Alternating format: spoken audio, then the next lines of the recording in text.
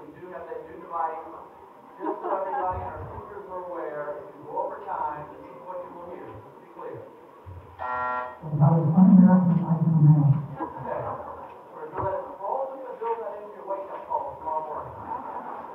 If you want it on your cell phones as a ringtone, we can do that too, I'm sure.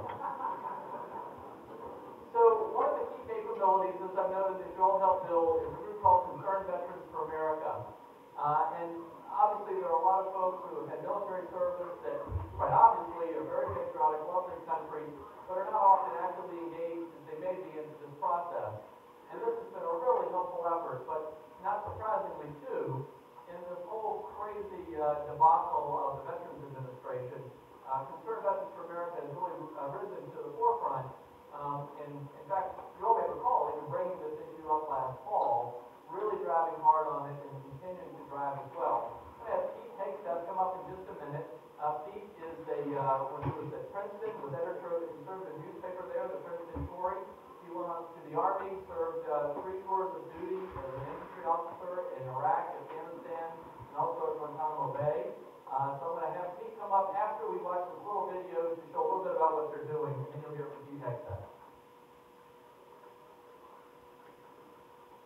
Many of our nation's veterans are struggling with a battle here at home. It's a major backlog in the Department of Veterans Affairs. More than 736,000 of our nation's heroes are still waiting for their veterans benefits. It's just dysfunctional bureaucracy stuck in the 20th century, pencil and paper bureaucracy. There were legitimate appointments with the veterans still waiting who were canceled to make performance metrics look better. The Department of Veterans Affairs is a preview of single-payer, government-run, top-down healthcare. Now, I know Obamacare isn't single-payer, but that's where it could lead and where a lot want it to go. And that's what the VA is. See, I'm here for every veteran who died because they haven't received the care they needed when they needed it. Any commander who's been at the helm for 5 years and has failed in the battlefield is going to get fired. This organization called for VA Secretary Eric Shinseki to resign a year ago. A few minutes ago, Secretary Shinseki offered me his own resignation.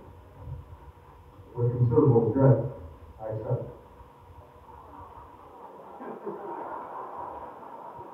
I don't think he wanted to accept. I want to thank you, Kevin, for that introduction and for this opportunity. My name is Pete Hegseth. I'm the CEO of Concerned Veterans for America. It's an absolute honor to be here. And I'm excited to share some of the things Concerned Veterans for America has accomplished over the last year with the help of this network and how we're building for the future. Concerned Veterans for America is an organization this network literally created to empower veterans and military families to fight for the freedom and prosperity here at home that we fought for while in uniform or on the battlefield. Quite simply, to fight for the well-being of veterans, their families, and all Americans. Which brings me to the Department of Veterans Affairs. Now, unless you've been living under a rock for the last couple of months, you know about the crisis of the Department of Veterans Affairs. What you probably don't know is the central role that Concerned Veterans for America played in exposing and driving this crisis from the very beginning. After years of effort behind the scenes, privately and publicly, the scandal eventually made national headlines when initially in Phoenix it was exposed that veterans were waiting on secret lists that were meant to hide the real wait time veterans had at VA facilities of months and months and months. Veterans literally dying while waiting on secret lists that benefit only bureaucrats. In driving and then leveraging this crisis, we utilized the competitive advantage that only this network provides. The long-term vision to invest and the resources to back it up. We focused relentlessly on both exposing the failures of VA bureaucracy and improving the lives of veterans, meeting our people where they're at. The Concerned Veterans for America issued campaign pushing for systemic reform of the VA bureaucracy is of critical importance, we think, for 3 key reasons. First, it is going to has produced and will produce more market-based public policy victories that will improve the lives of veterans and their families. Second, it provides a perfect opportunity to educate the American people about the failures of big government. And 3, it's positioned us for the long term as a trusted, effective, and credible grassroots organization that we can build upon. A perfect example of this approach has been what we call our VA Accountability Project, which was launched earlier this year to highlight the problems at VA. Before the scandal broke, we launched this project to highlight the problems, talk about market-based solutions, and then organize veterans to take tangible actions to do something about it. And with veterans and military families aggressively and professionally leading the charge on tackling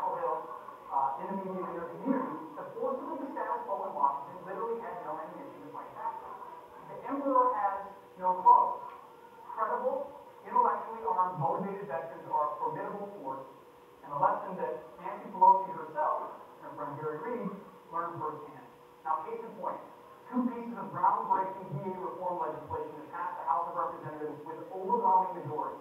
Now, most bills have passed 390 to 33, or the other one a couple days passed 426 to nothing, are nothing burgers. They're insignificant. They're the names of post offices, because that's all they can agree on. But both of these bills that were passed were real reforms, and I'll outline those in a second. And Nancy Pelosi and the majority of collectivists voted for them. They didn't like the bills, but they had to vote for the bills, because they were outnumbered by a new, nimble, and principled movement of veterans. But those bills didn't just die, shockingly enough, in the do-nothing Harry Reid Senate. 10 days ago, the Senate struck a historic deal, a deal that concerned Veterans for America was central to in every aspect, literally ensuring that the language stayed focused on real market-based reform, and we pushed the ball across the finish line. Now, usually deals in the Senate include only one thing: billions and billions of dollars or more spending. Not this one. This deal, as with the legislation in the House, was instead built on two market-based reforms that were injected by concerned Veterans for America and advanced the entire way. The first is accountability. The central belief that you can fire and should be able to fire swiftly underperforming VA managers for cause. Restoring basic accountability to the department. One of our writers said the closest thing to eternal life is government program. The closest thing to an eternal job is being a manager of the Department of Veterans Affairs.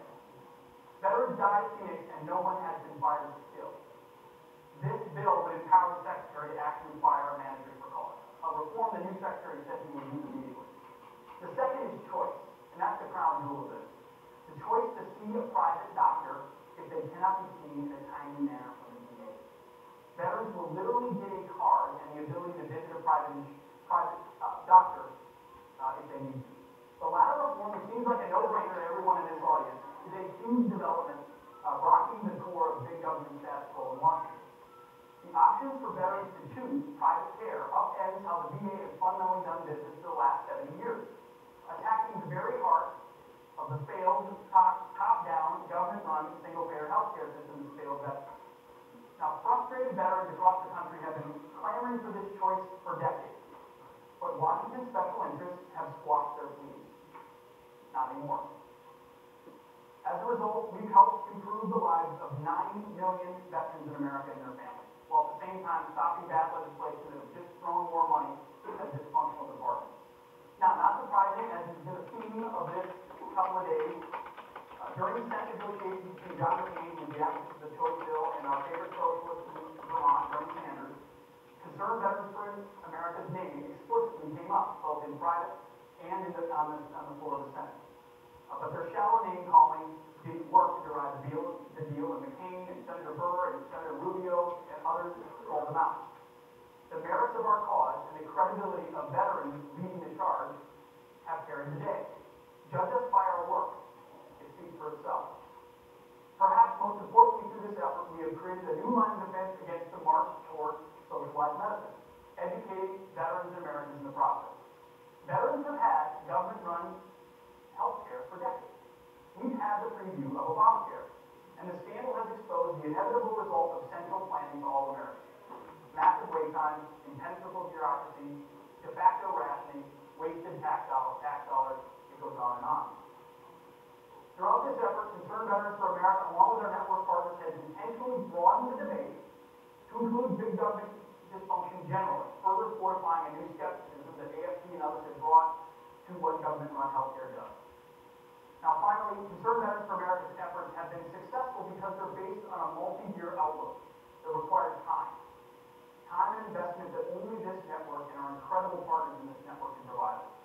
Our tangible and targeted grassroots efforts have worked because we've been on the ground, day in, day out, and not just on election cycles, investing in the community.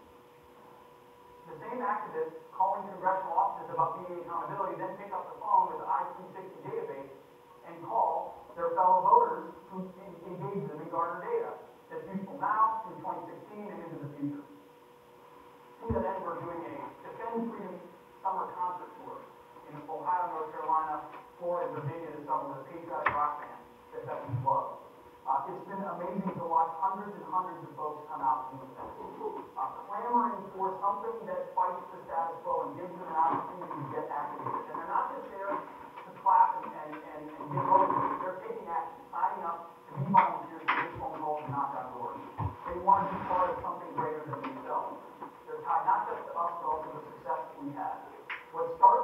they quickly begin to feel like losers.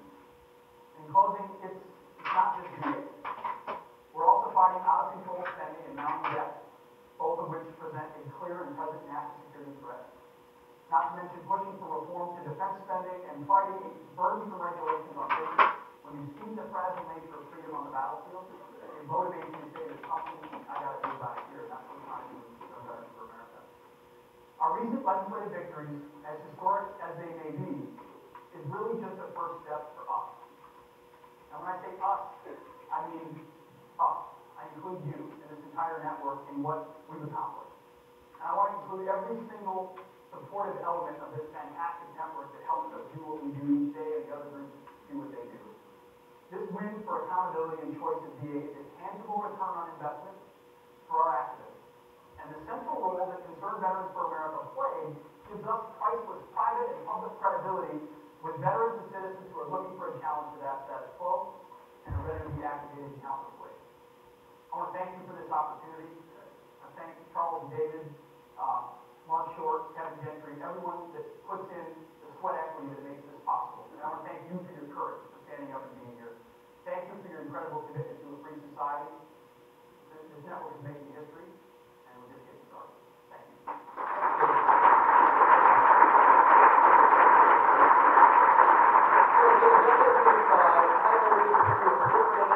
Generation opportunity, Concerned Vets is something that came out of this network, and you all as investors are the ones who made this happen.